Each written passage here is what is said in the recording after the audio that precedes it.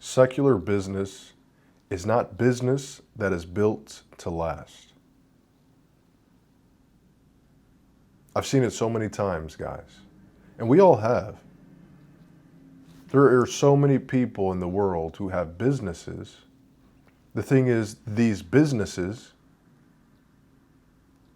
aren't godly. Think about how they got them. Okay, the way that I got this business was by doing things that weren't morally correct, or doing things that aren't in accordance with God's true nature and true love. And when we do that, we can have any success, we can have any blessing. The thing is, everything has a consequence, whether that be good or whether that be bad. Every single thing. So when you start running on that, you start saying, hey, I'm going to create a business, which is an honorable thing, except you're doing it only to get the rewards of doing it. The money and all of these things that come with it, the fame. And so you lose sight of God. And it is a fallen world, still a beautiful one, but definitely in general, more of a fallen world. So the reality is you can 100% be successful in business, doing things the wrong way, not being with God, doing things in a secular nature, all of these things. You can be successful. But for how long? Every one of these businesses, or the people who creates them, has some major flaw and deficiency in their life that wouldn't be there if they were with Christ. Every single one, brother. Because then you sit there and you say, well, who are the most famous people? Who has the most amount of money? And we can say the people like Elon Musk and Jeff Bezos, who all power to them for being successful in their field. It's just unfortunately, we see that they're divorced or they have an estranged relationship with a child. And so what is the point of being the richest person? Or what is the point of being extremely successful if in the most personal and intimate life that you have, you're not successful? You're the opposite of it. What is the point there? Is that what we want? No. So my proposition is this. Instead of building a business that is purely secularly based, why not build one that follows God and what God has for us to do? Because if you honor God, God will honor you. And that is a business that can last. That is a business that truly has value and has impact. And that is a business that you can sleep at night knowing I am doing the right things. And there's a deeper sense of fulfillment there because everything that is of God will fulfill you more than those things that are not of God. That's why nothing is as fulfilling as your faith. Because it's true. Nothing on earth, nothing that you could possibly do can fulfill like your connection to God. Not a single thing. And so if you take that element and say, well, if nothing can fulfill me like my relationship to God, what if I took that relationship in a healthy way and I used it in the same way with a business? So if I have a relationship to my business rooted on God and I know my business is God's business, it's here to do God's work, and God will bless over it, will look over the business because He is in control of it. And so then you say, well, of course it's going to be more fulfilling because it's merely mirroring the relationship that I already have with God. So of course it's going to be more fulfilling. That's just the truth.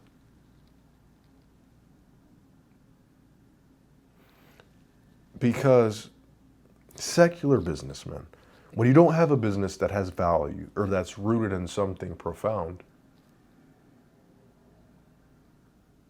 that business, ultimately, even to you, you can make more money. You can make tens of millions of dollars, man. You can make tens of millions of dollars, but it will never fulfill you fully. And then you make the money.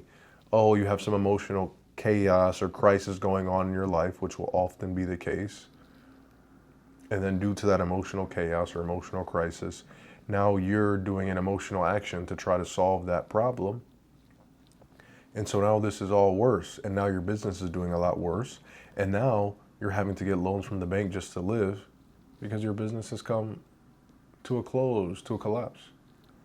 And I don't want that to be the case for you, because what's built with God and what God blesses over won't go away. If God blesses you with a business, if you've done it the godly way, it will be when you are capable of receiving that blessing and that business. And so when you can receive it, it won't go away. Same thing with a partner.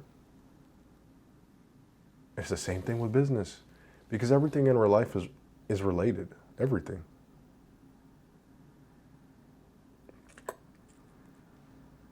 So you must always keep that in mind and know, okay, so what are some steps, right? What are some things that I can do to have a God-based business instead of a secular one?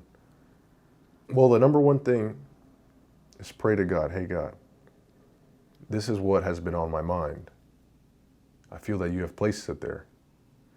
I want you to show me the path of doing this. How do I make this vision a reality?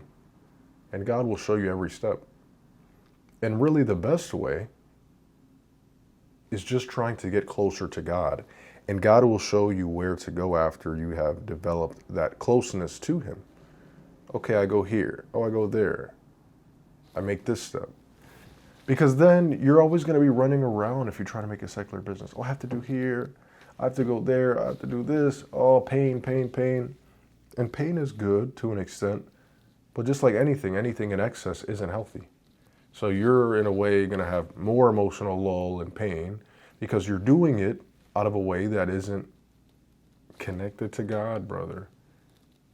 Overseeing it all. You're just having a business to fit in or to have money or as an idol. And then that will become your idol. And then even if you do well, man, even if you do amazing, for decades, for 3 decades, there will be a period where it all comes crashing down. Because how something starts matters. And if it started incorrectly, if it started with someone turning the other cheek, if it started with all of these things, that will come back to bite you. Even if you're not aware of it, it will. So you need to pray about it. You need to say, okay, these are the steps. As long as I have my, let's say, moral code and things that I follow conducive to the business, I will be good. Okay, I know, for example, just to give kind of like something that we can relate to. Okay, if in order to make this contract, you have to lie to someone to get the contract, well, you know that's not an ethical thing and that's not a godly thing to do. Okay, so you don't do things like that. Or for example, if your company has to mistreat your workers in order to fund a project, you know, okay, that is not the best thing for me to do. So that is not what I would do. It's small things like that. Or, okay, what is the general purpose of my company and my business? What are we aiding to the world?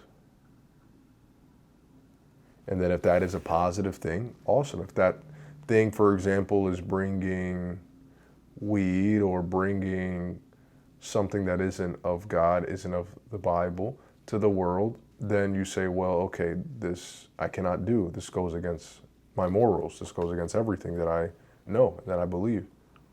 So it's really that. Because the thing is, the idea would be, right, to always think about how is this honoring God. That's the idea. It's just we're humans. We're not perfect. That would be a perfect scenario. But the thing is, you want to develop the baseline thinking. So how I'm saying now, okay, at the base, these are the morals of our company. And when you build a tower, when you're doing Jenga, what determines how high the tower can go? The base of it. So just like this, okay, you have some backbone things into the business that everything around the business revolves around. The backbone. Everything grows and stems from there. And so now I'll say, okay, at the business, at the bottom, starting it, okay, we will only do just deals. We will only help people in a just way. We will only aid people in things that are truly honoring God. And everything else will stem from there. That's all you need. This isn't something that is really that difficult when we really think about it. Because we run that risk. Even if you ran a business, and let's say it wasn't that immoral or it didn't go that much against God, which even a little bit is still too much. But if that was the case, you have to understand that a fallen business in a fallen world will fall. And if you're building the business through the means of the fallen world, that is going to fall. At a certain point. And when you're doing it in that way, since the business has fallen, something in your life will fall. Okay, you had this good relationship, but I want to start this business, and now you're putting everything into the business because you haven't done this in alignment with God. You haven't created this business in alignment with Him. So something in your life will have to falter, brother. Something will. You can't just have it all at the same time. That's not how it works, my friend. You have to believe that, man, I am taking the right action here. And how do you do that? It's from the jump, knowing God is guiding me, guiding my every action here, and this is what I must do. It's not really that difficult in terms of the big, important, overlooming decisions. Okay, the days in and days out and those decisions can be more difficult. That is true. But just like anything, it's challenging. And why would we want to be in something that doesn't challenge us? So know that, guys. Keep this in the back of your mind always. And know, if you're dreaming of, or if that vision has been put in your mind from God, it is there for a reason. And know that the best way for me to honor this vision that God has placed here is by doing it in accordance with Him. So take care, guys. If any of you want to talk to me directly, DM me on Instagram. I'm next. Love you all, and God bless.